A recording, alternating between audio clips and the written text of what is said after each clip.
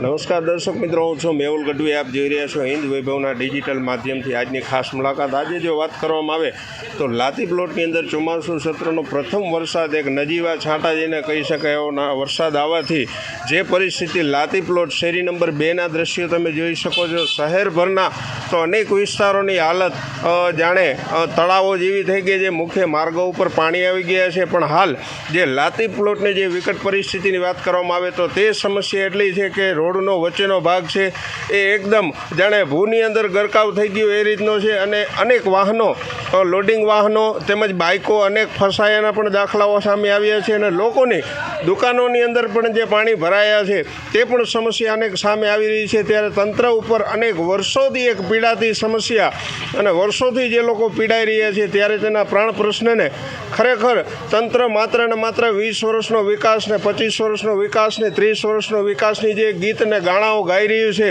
ત્યારે શહેરના મુખ્ય વિસ્તાર એટલે કે લાતી પ્લોટની અંદર ઓછામાં ઓછા 400થી વધુ એકમો જે આવેલા છે ઔદ્યોગિક, તેને ન્યાય ક્યારે મળશે, તેને પ્રાથમિક સુવિધાઓ ક્યારે મળશે, ત્યારે આપણે તેમના સ્થાનિક વેપારીઓ સાથે પણ વાત કરીશું.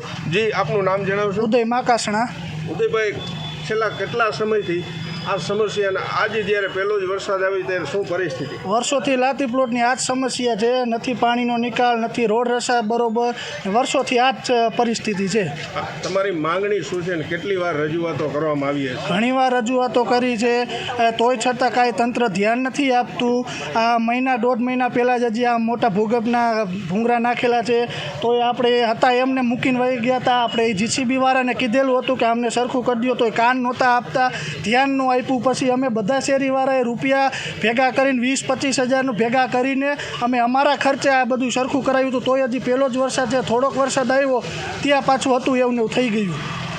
જી, તમે પણ સાંભળ્યું કે જે રીતની મોરબી જિલ્લાની અંદર, મોરબી શહેરની અંદર અનેક એવી સમસ્યાઓ આવતી હોય છે, ત્યારે કવિઓ જે શેર આપતા હોય છે એના માધ્યમથી પણ કહેવું પડે છે કે રાજા અંધા હો જાય. તો જ્યારે જિલ્લાની જવાબદારી, શહેરની જવાબદારી જે રાજાઓ માથે હોય છે, એ રાજા જ્યારે આંધળા બની જાય છે ત્યારે પરિસ્થિતિ આવી નિર્માણ થતી હોય. રાજા અંધા હો જાય તો સેવા ધંધા હો જાય. તો જે રાજકીય ધોળા લુગડા પહેરીને નીકળી પડ્યા છે, ખેસ પહેરીને કે અમે લોકોની સેવા કરવા માટે મેદાનમાં ઉતર્યા છીએ, તેવા લોકો માટે પણ રાજા અંધા હો જાય તો સેવા ધંધા હો જાય. તો સચ દિખલાને વાલા ખંભા, એટલે કે મીડિયાના લોકોની પણ જવાબદારી બનતી હોય છે કે શહેરના સાચા ચિત્રોને બતાડવા, સાચા વિકાસને બતાડો.